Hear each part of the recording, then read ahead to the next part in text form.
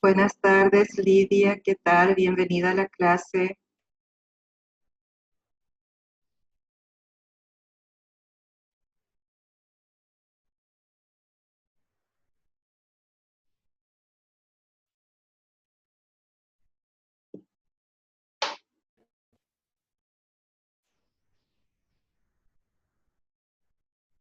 Buenas tardes, Aldana. Buenas tardes, Jennifer, Mariela. Bienvenidas sean a las clases. Buenas tardes, profe. Buenas Buenas tardes. tardes, profe. ¿Qué tal, Jennifer? Bien, profe, ¿y usted? Bien, también, gracias a Dios. Todo bien por casa. Espero que también ustedes en sus casas, en sus familias estén todos bien, todos sanos. Sí, sí, gracias a Dios. Bueno, mientras vamos aguardando a los compañeros que se vayan también integrando a nuestra clase, les quiero ir adelantando a ustedes, ¿verdad? Que ya estamos entrando en el tramo final nuevamente de nuestras clases, ¿verdad? Ya a inicios de diciembre tienen su segundo parcial y luego ya aguardan su final que va a ser en diciembre. Lo que en esta semana ya estamos entregando los últimos trabajos prácticos. Ustedes tienen en la plataforma con el trabajo práctico de hoy 9 trabajos prácticos puntuados y uno que fue formativo, ¿verdad? Entonces, de esos 9 trabajos prácticos que puntúan, más la participación que ustedes han tenido en el foro, va a ser lo que van a llevar como puntaje por trabajo práctico, que es de 10 puntos, ¿verdad? Porque nosotros el próximo viernes ya tenemos que entregar la planilla con las puntuaciones. Por eso es que les pido que el trabajo práctico de la fecha de hoy me entreguen hasta el jueves. En la plataforma van a encontrar de que tienen tiempo de entregar hasta el viernes a las 11 de la noche como todos los demás trabajos prácticos, ¿verdad? Pero como que a nosotros también ya desde la dirección nos están solicitando que presentemos ya los puntajes de los trabajos prácticos. A mí me da tiempo hasta el próximo viernes. Entonces yo el jueves voy a estar pasando ya de los puntajes y esperaría hasta el jueves a la noche que me presenten los trabajos prácticos correspondientes a esta semana, ¿verdad? Si tenemos tiempo, al final de las clases les voy a proyectar también, voy a compartir con ustedes cómo voy teniendo yo las presentaciones de los trabajos prácticos. Veo que hay muchos compañeros que no están entregando sus trabajos prácticos, que suelen ser asiduos participantes en las clases. Entonces, un poco, eh, si pueden de repente ver sus trabajos prácticos, porque 10 puntos ya es suficiente, de repente les puede ayudar para no tener que pasar malos ratos, ¿verdad? Ya con el examen final. Entonces, sería un sumativo para ustedes estos 10 puntos. Bueno, como veo que ya se van integrando más compañeros, hasta el momento ya estamos 11 participantes, voy a estar compartiendo con ustedes la pantalla y vamos a iniciar la clase de hoy con la consulta que les había yo puesto en la plataforma la semana pasada durante el foro, en donde tenían que responder con falso y verdadero, y absolutamente todos los que pasaron y participaron en el foro respondieron incorrectamente esa afirmación, ¿verdad? Entonces, para poder explicar mejor ese punto, vamos a repasar y también vamos a continuar porque habíamos quedado pendientes algunos puntos todavía de la unidad 6. Entonces voy a compartir con ustedes la pantalla. También ya le vamos recibiendo a Sabina para poder iniciar entonces nuestra clase de la fecha de hoy.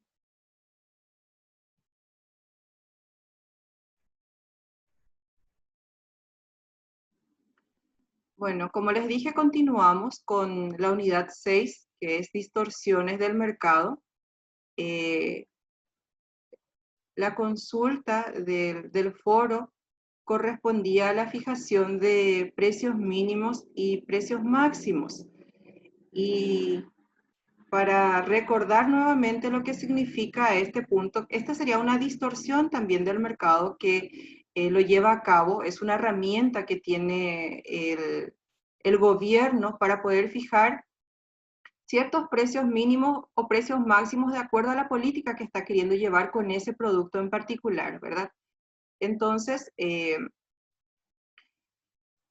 cuando el Estado pretende suplantar la actividad del mercado en la asignación de los bienes y servicios. ¿Por qué dice suplantar? Porque nosotros sabemos que el precio es el que fija de repente la intención de compra que tiene el consumidor o la intención de venta que tiene el productor, ¿verdad? El precio nos va mostrando cuánto valoramos un producto, ¿verdad? Tanto los consumidores como los productores y cuán escaso es también en el mercado. Cuando el Estado de repente trata de utilizar esta política de precios mínimos y máximos, lo que estás procurando de hacer o pretendiendo, mejor dicho, hacer, es suplantar la actividad del mercado en esa asignación de precios de bienes y servicios, ¿verdad? De repente, si considera oportuno, estamos hablando del Estado, ¿verdad?, que un determinado bien sea accesible a un precio menor, inferior al que tendría lugar en el mercado, ¿verdad? Vamos a suponer que el precio del mercado de un bien es el precio de equilibrio, ¿verdad?, de ese bien. Y cuando el Estado considera oportuno que ese bien sea más accesible, o sea, más barato que el que tendría lugar en el mercado, entonces va a establecer un precio máximo que va a ser inferior al precio del equilibrio del mercado, ¿verdad? Y por encima de ese precio ninguna empresa o productor va a poder vender, ¿verdad? Cuando esto ocurre, nosotros eso observamos gráficamente, ¿verdad? Que la cantidad demandada es mayor que la cantidad ofrecida. ¿Por qué? Porque el precio es menor al precio que tendría lugar en el mercado, ¿verdad? Si el precio de equilibrio fuese 5.000 y el Estado fija como un precio máximo de 3.000, ¿verdad? Es un precio inferior al precio de equilibrio del mercado. Por lo tanto, la cantidad demandada va a ser mayor a la cantidad ofrecida y se va a generar un exceso de demanda, ¿verdad? Y este exceso de demanda quiere decir que no está cubierta la necesidad del mercado de ese producto, ¿verdad? Va a conducir a una escasez del bien. Esto sería entonces cuando el Estado interviene fijando un precio máximo, ¿verdad? Esto lo podemos observar. Aquí yo les grafiqué para que podamos verlo, ¿verdad? En términos gráficos, que muchas veces es más visible y nos parece más sencillo apreciar lo que vamos diciendo, ¿verdad? Aquí tenemos el precio de un determinado bien, ¿verdad? Los precios de un determinado bien y las cantidades ofrecidas y demandadas a los distintos precios, ¿verdad? Tenemos la cantidad de oferta, ¿verdad?, que está fijado de acuerdo al precio y la cantidad que están dispuestos a ofrecer los productores. Y también la cantidad de demanda a los distintos precios que están dispuestos a consumir los diferentes consumidores, ¿verdad? Y el precio de equilibrio del mercado. Entonces, la cantidad ofertada y la cantidad demandada a a un determinado precio nos lleva, ¿verdad? Cuando coinciden esas cantidades, nosotros hablamos de un equilibrio en el mercado, ¿verdad? A un precio dado, la cantidad demandada y ofrecida es igual, entonces hablamos de un equilibrio en el mercado, ¿verdad? En este caso, en este ejemplo de este gráfico, al precio de 2.000, ¿verdad?, tenemos un equilibrio del mercado. La cantidad ofertada y la cantidad demandada es igual, que es de 20.000. Entonces, esto sería un equilibrio en el mercado. Cuando el Estado interviene en el mercado y fija un precio máximo, si fija un precio máximo, aquí tenemos una línea ¿verdad? Marcada en color rojo, que es la fijación del precio máximo a 1.500 guaraníes, ¿verdad? En este supuesto, a 1.500 guaraníes, que es un precio inferior al precio que tendría lugar en el mercado, entonces va a haber un exceso de demanda, porque el precio es menor al precio de equilibrio que se tendría lugar en el mercado, ¿verdad?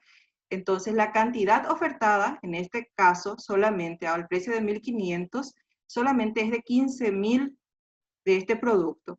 Y sin embargo, la cantidad demandada es de 25.000. Hay 10.000 de exceso de demanda que no está cubierto, que no están interesados los oferentes en ofrecer, ¿verdad? En poner en venta al público. Entonces, esos 10.000 de ese producto, 10.000 kilos, 10.000 unidades, 10.000 de ese producto, es un exceso de demanda y es la escasez que está en el mercado, ¿verdad? Esto es a raíz de la fijación de un precio máximo por el Estado, ¿verdad? Entonces, aquí podemos observar lo que más arriba nos menciona. Otro tipo de control de precios también consiste en el establecimiento de un precio mínimo. Este sistema se utiliza normalmente en los mercados agrícolas, cuando de repente el Estado pretende evitar que el ingreso de los agricultores sea reducido, ¿verdad? Supongamos que hay un mal clima, tuvimos un mal clima para la producción de tomates, entonces el precio del mercado, que tendría que ser de 10.000 guaraníes por kilo, se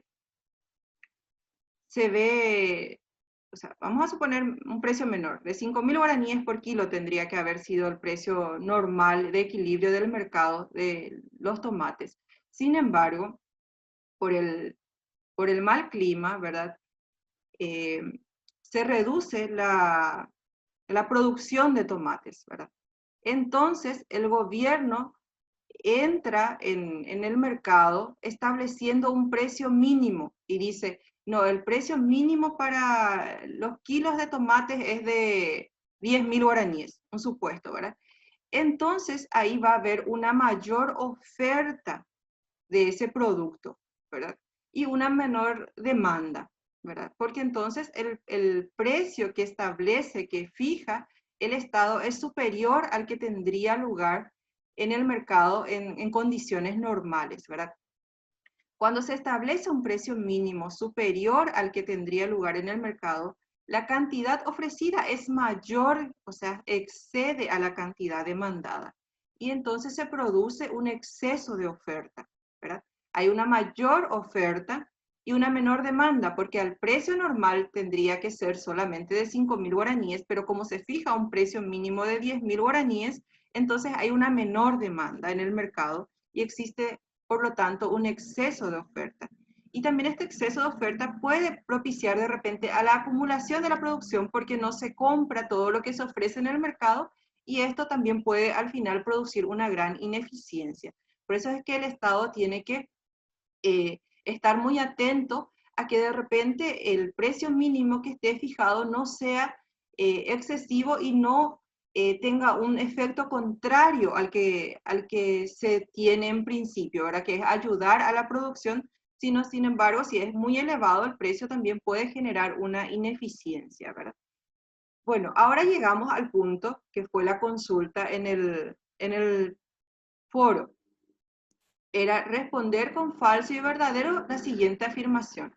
Cuando el Estado establece un precio mínimo superior al que se tendría lugar en el mercado, ¿verdad? El precio mínimo superior al que tendría lugar en el mercado, la cantidad demandada es superior a la cantidad ofrecida, produciéndose un exceso de demanda, nos decía en esta afirmación. Y era falsa. Sin embargo, todos me pusieron que la afirmación era verdadera. Aquí yo explico de por qué es falso, ¿verdad? Cuando el Estado establece un precio mínimo superior al que se tendría lugar en el mercado, va a ocurrir que va a haber una oferta superior a la demanda. y por tanto va a haber un exceso de oferta en el mercado, ¿verdad? Va a ocurrir esto que tenemos aquí en esta figura, ¿verdad? Cuando el Estado fija un precio mínimo superior al que tendría lugar en el mercado. En el mercado, el precio de equilibrio sería de 2.000 guaraníes y la cantidad ofertada y cantidad demandada de equilibrio sería de 20.000, ¿verdad? Si el Estado fija un precio superior, ¿verdad? Un precio mínimo superior al que tendría lugar en el mercado, vamos a suponer que fija a 2.500, ¿verdad? En este caso, mandiocas puse como ejemplo, ¿verdad? 2.500 el kilo de la mandioca, que en condiciones normales sería de 2.000, fija 2.500, va a haber un exceso de oferta, porque va a haber una mayor intención por parte de los productores de ofertar, sin embargo, una menor demanda, ¿verdad? Una menor cantidad demandada. Va a haber una mayor oferta, supongamos en este punto, de 25.000 kilos de mandioca, y la demanda es solamente de 15.000. Esos 10.000 kilos que el productor pone en oferta, no se compra, no se demanda, porque el precio es superior al que tendría que sería en el mercado, en condiciones normales, el equilibrio, entonces va a haber un exceso de oferta. Por eso es que esta afirmación es falsa. ¿A partir de dónde es incorrecta? A partir de aquí, donde dice la cantidad demandada es superior a la cantidad ofrecida. Lo correcto sería la cantidad ofrecida es superior a la cantidad demandada, produciéndose un exceso de oferta. Eso sería la afirmación correcta. Por eso les puse aquí que en ejemplo numérico, si el precio por kilo de la mandioca en equilibrio del mercado fuese de 2.000 guaraníes y el Estado estableciera, ¿verdad?, como precio mínimo 2.500 guaraníes el kilo de la mandioca, va a existir una mayor oferta por parte de los productores y una menor demanda por parte de los consumidores. Por lo tanto, existiría un exceso de oferta en el mercado y nuestra afirmación, por lo tanto, es falsa. Eso entonces, para que ustedes puedan mirar nuevamente esta afirmación, puedan releerlo hasta que puedan entenderlo. Espero que les quede claro. Si hay alguna consulta hasta aquí con esta afirmación, por favor, si me realizan la consulta en este momento.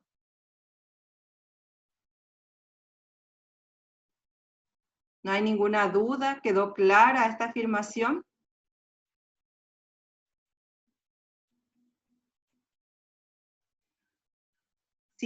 Si queda claro, entonces vamos a seguir con nuestra clase, ¿verdad?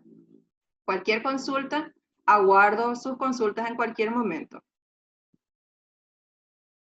Bueno, continuamos con la clase de la unidad 6, aranceles en los países en desarrollo, ¿verdad? ¿Qué son los aranceles? Los aranceles son impuestos que se ponen, que se fijan a los bienes o servicios que se venden en el país, dentro del país, pero que se traen del extranjero, ¿verdad? Que se venden por algún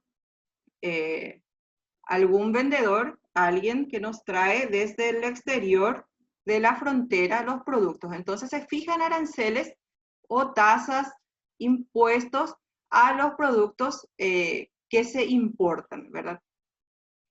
Si bien los sistemas arancelarios, ¿verdad? Lo que tratan de hacer es que exista una cierta protección económica en determinados bienes o servicios dentro del país. También pueden de repente tener una bendición mixta, dice aquí, ¿verdad? Puede ser de repente en algunos puntos contraproducente, ¿verdad? Para los productores nacionales. ¿Cuáles serían esos casos, verdad? En primer lugar, que los exportadores generalmente sufren los aranceles. Los exportadores son, ¿verdad? Los que venden productos nacionales al extranjero, ¿verdad? Los que producen ciertos bienes y servicios y lo exportan, lo venden fuera del país. También los exportadores sufren los aranceles que se le aplican a los importadores. ¿Cómo? Y porque estos, de repente, los aranceles, pueden llegar a elevar los costos de los insumos, o sea, de las materias primas, ya sea directa o indirectamente, y esto hace que de repente los precios también de los productos que se tengan que exportar sean más altos, ¿verdad? Entonces, por eso es que los exportadores también tienen secuelas, ¿verdad? Cuando existe un arancel elevado para ciertos productos importados, ¿verdad? En segundo lugar, también los subsectores que compiten con las importaciones pueden ser perjudicados por los sistemas arancelarios, ¿verdad? De repente, si no existe uniformidad en los aranceles, pueden haber subsectores también que pueden verse perjudicados por estos sistemas arancelarios. En tercer lugar, también los altos aranceles pueden hacer que disminuya la competitividad de los sectores e industrias nacionales. ¿Cómo? Y de repente que las ganancias económicas adicionales resultantes de la protección arancelaria, ¿verdad? Muchas veces tienden a debilitar el interés por incrementar la producción nacional, ¿verdad? Por eso es que los niveles de aranceles no deben ser de repente demasiado altos en general, y si son, deben adaptarse de repente a ciertos programas para que puedan reducirse progresivamente esos aranceles, ¿verdad? Es muy importante, por lo tanto, que el gobierno estudie bastante bien los aranceles que va a estar aplicando a las importaciones. En los países en desarrollo se trabaja mucho, ¿verdad?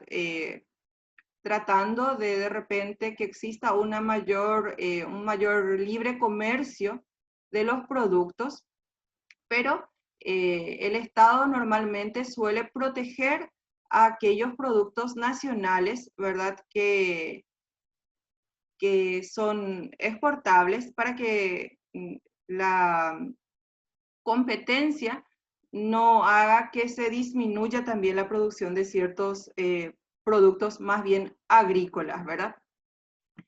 Después también vemos los incentivos a la exportación. Los incentivos también son instrumentos que tiene el Estado, ¿verdad? Instrumentos de política económica para alentar la exportación de ciertos bienes y servicios, ¿verdad? Muchos países adoptaron de repente formas de incentivos a la exportación a través de exoneraciones tributarias o reintegros de los derechos pagados sobre los insumos importados, ¿verdad? Pero existe un problema. ¿Y cuál es el principal problema sobre las medidas que se tienen para la ayuda a la exportación? Es que no llegan a todos los productores, ¿verdad? Buena parte de los productores no reciben esa ayuda de exportación. Y por lo tanto, ¿verdad? Las deficiencias en la implementación se han convertido en los obstáculos principales para que sean eficaces los programas de estímulo a la exportación. Y las restricciones al comercio exterior, ¿verdad? Estos que fuimos viendo, tanto los aranceles o de repente los incentivos a las exportaciones, son cierta forma de restricciones al comercio exterior, ¿verdad? La política de comercio exterior a menudo abarca sistemas arancelarios cuando se trata separadamente, ¿verdad? Además de los acuerdos comerciales, incluye también medidas que van a qué grado de apertura del comercio se desea, ¿verdad? O sea, también a la eliminación de ciertos controles a las importaciones y a las exportaciones. Sería preferible que estas políticas, ¿verdad?, de apertura al comercio internacional, al comercio exterior, avancen de manera paulatina, despacio, hacia la reducción de los aranceles. siempre también hay que tener en cuenta y hay que fijarse bastante, ¿verdad? Que las medidas sean uniformes, ¿verdad? Que no de repente se muevan rápidamente, disminuyan rápidamente los aranceles a ciertos sectores y en otros sectores se mantengan altos, ¿verdad? Es muy importante, por lo tanto, que el gobierno haga un estudio, ¿verdad? A cuán grado de apertura es que está dispuesto, apertura al comercio internacional, ¿verdad? Dispuesto para negociar con los otros productos del exterior, ¿verdad? Bueno, así vamos terminando nuestra unidad 6. Y en este punto hace bastante tiempo que quería yo recalcar con ustedes el ejercicio que habíamos tenido ya la semana anterior sobre el costo fijo, el costo,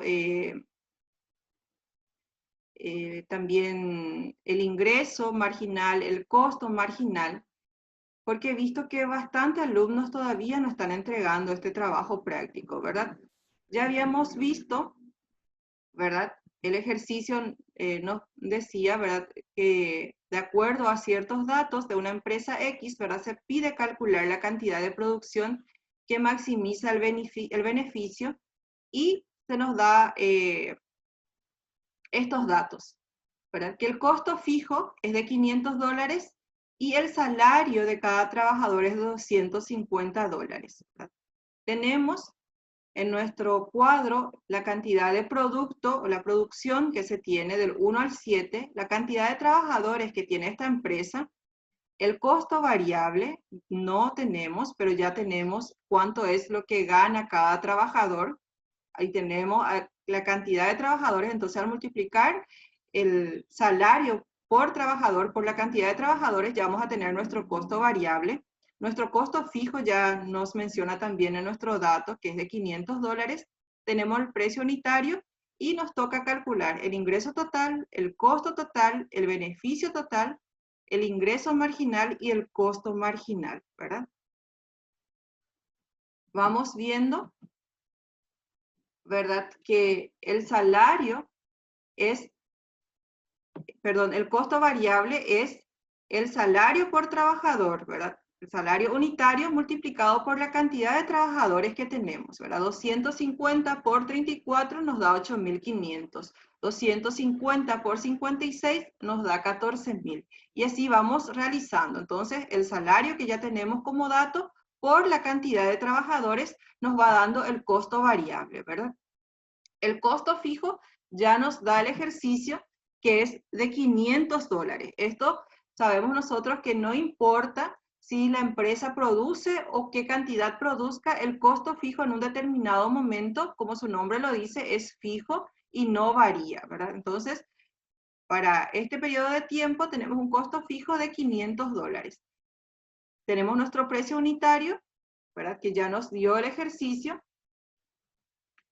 Después vamos a calcular nuestro ingreso total. Nuestro ingreso total es el precio por la cantidad, ¿verdad? La cantidad en este caso vendida, pero que nosotros tenemos nuestro producto, ¿verdad?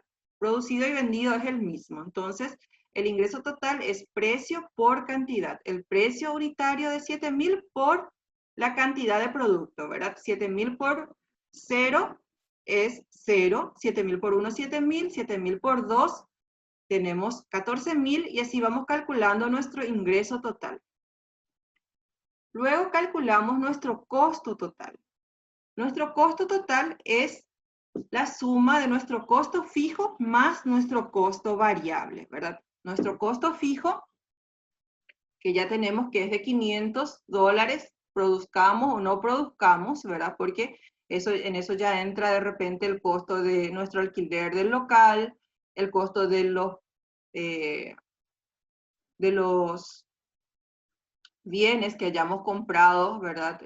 Maquinarias para nuestra empresa, ¿verdad? Esos son costos fijos que se produzca o no, ya genera, como su nombre lo dice, costo para nuestra empresa.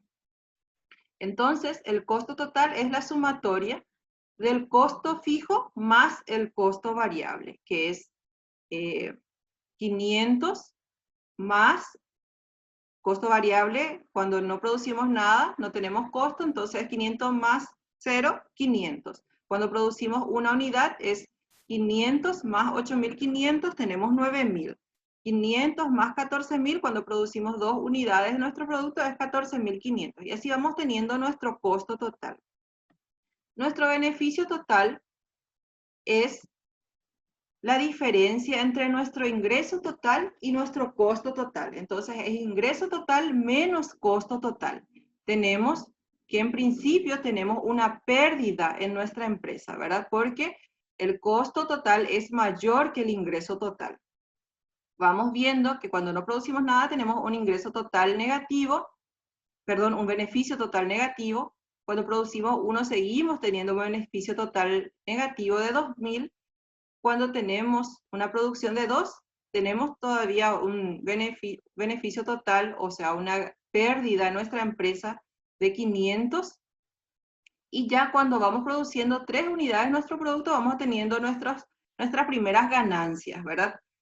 Que sería el ingreso total, que es 21.000, menos el costo total de 18.500, tenemos 2.500 de beneficio total. Y así cuando producimos 4 unidades, tenemos un beneficio total de 5.000 y vamos realizando nuestro ejercicio. Luego, ¿cómo hallamos nuestro ingreso marginal? ¿Verdad? Nuestro ingreso marginal, vamos hallando nuestro ingreso total, ¿verdad? De nuestro ingreso total. Nuestro ingreso total, cuando producimos una unidad es de 7.000 y cuando producimos 0 es de 0. Entonces, tenemos la diferencia entre el ingreso total 1 y el ingreso total 0 es de 7.000. Acá también vamos haciendo lo mismo. Del ingreso total 2 menos el ingreso total 1, tenemos que sigue siendo 7.000, ¿verdad? Del ingreso total 3 menos el ingreso total 2, tenemos 7.000, ¿verdad? Ahí hallamos nuestro ingreso marginal. Y nuestro costo marginal lo calculamos sobre el costo total, ¿verdad? Entonces, como nos dice nuestro enunciado, ¿verdad? El costo marginal está dado por la variación del costo total cuando ocurre una variación en una unidad de nuestra cantidad producida. Cuando varía en una unidad nuestra cantidad producida, vemos entonces cómo varía nuestro costo total. Eso es nuestro costo marginal, ¿verdad? Aquí vemos el costo total de 9.000 menos 500. Hay una variación cuando producimos un producto más de 8.500, ¿verdad? Cuando producimos 2 unidades, nuestro costo total es de 14.500 y cuando producíamos una unidad era de 9.000. Entonces, esta variación de 2 a 1 tenemos que es 5.500. Y así vamos hallando nuestro costo marginal, ¿verdad? Para poder ver nuestro, cuál es nuestro beneficio que nos optimiza, ¿verdad? El beneficio óptimo de esta empresa, según la condición que nosotros estudiamos, es que el ingreso marginal debe ser igual al costo marginal y en competencia perfecta también es igual al precio unitario. Entonces, aquí cuando esta empresa produce 6 unidades, vemos que el ingreso marginal es igual al costo marginal de 7.000, ¿verdad? Y también igual al precio unitario por producto. Entonces, aquí tenemos un beneficio total de 6.500 y decimos entonces que esta empresa cuando produce 6 unidades de su producto optimiza su beneficio, ¿verdad? Teniendo un beneficio total de 6.500 y dándose la condición de maximización de beneficios que es ingreso marginal igual al costo marginal. Entonces, así desarrollamos el ejercicio que teníamos ya pendiente y que algunos compañeros todavía no están desarrollando o pasando en la plataforma.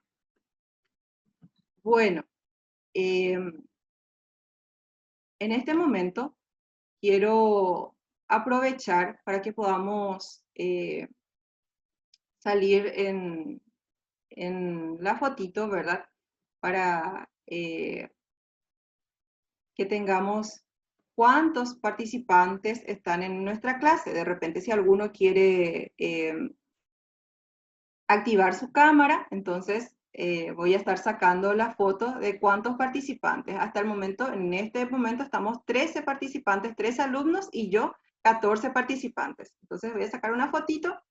Esta, ¿qué tal, Aldana? ¿Cómo estás? Sabrina también, bienvenida. Voy a sacar una fotito. Ahí. Bueno, y como les dije a las compañeras que se estaban integrando a principio de nuestra clase, ¿verdad? Ya esta semana es la última semana que vamos a tener los trabajos prácticos puntuados. En total, sumamos con el de esta semana 9 trabajos prácticos puntuados, porque un trabajo práctico de la semana del parcial era formativo, no era sumativo. Entonces tenemos 9 trabajos prácticos que puntúan. Y un punto va a valernos la participación en el foro. Por lo tanto, va a ser de 10 puntos lo que vamos a estar sumando en los trabajos prácticos. Yo en este momento quiero compartir con ustedes eh, un, un trabajo que estuve haciendo en esta semana y viendo que muchos compañeros no están entregando sus trabajos prácticos, ¿verdad? Compañeros que de repente suelo verles que están participando en la clase, pero no entregan sus trabajos prácticos. En total, yo tengo aproximadamente 33 alumnos, entre los que rindieron y los que suelen participar en el foro y los que suelen también participar en la clase. En la clase normalmente estamos entre 14, 15 alumnos, ¿verdad? En la clase de vía Zoom.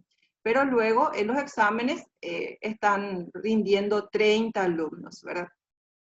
Y de esos, en principio tenía más o menos 20 alumnos en promedio que iban entregando sus trabajos prácticos en las primeras semanas. Y luego ya va mermando la presentación del trabajo práctico.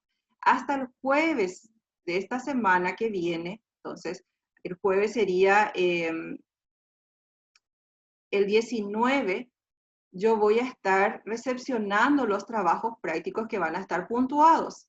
Y el viernes yo voy a tener que entregar ya eso en secretaría. Por eso les pido a todos encarecidamente que vayan presentando sus trabajos prácticos porque 10 puntos, como les dije, ya es bastante puntaje, ¿verdad? Y también, por favor, participen en el foro para que puedan tener ese punto más para que les pueda sumar los 10 puntos. Ahora voy a compartir con ustedes la pantalla del trabajo que estuve haciendo, en donde voy a mostrarles la presentación de los trabajos prácticos, ¿verdad? Aquí tengo los alumnos que normalmente participan y también rindieron en el examen y los que entregaron sus trabajos prácticos. Vemos que Magda y Romina son las únicas que hasta ahora tengo totalmente entregadas sus trabajos prácticos hasta el de la semana pasada, ¿verdad? Entonces ellas, Magda y Romina, tienen 8 trabajos prácticos entregados, ¿verdad? Y el resto, si ven, de repente hay algunos que me van entregando 3, 4 trabajos y todavía no están entregando la totalidad. Si por favor en esta semana van entregando ya la que corresponde a esta semana y a la próxima también tenemos solamente tiempo hasta el jueves. Si, Profe, ¿qué tal? ¿sí? Yo también te entregué todo ya. Yo revisé esto hasta más o menos las 3 de la tarde aproximadamente. Fue la última revisión. Si entregaste después, probablemente por eso nomás no está todavía puntuado tu nombre. Sí, ya está todo ya ahí. ¿Ya está Acá veo. todo? Ángel Adrián. Bueno, probablemente, ¿verdad? Pero esto no va a haber diferencia, solamente yo les quise hacer un resumen porque de hecho en la plataforma directamente eso va a estar puntuado, no se preocupen de repente, pero lo que yo les quiero mostrar con este trabajo es que hay muchos compañeros que de repente faltan todavía que entreguen sus trabajos.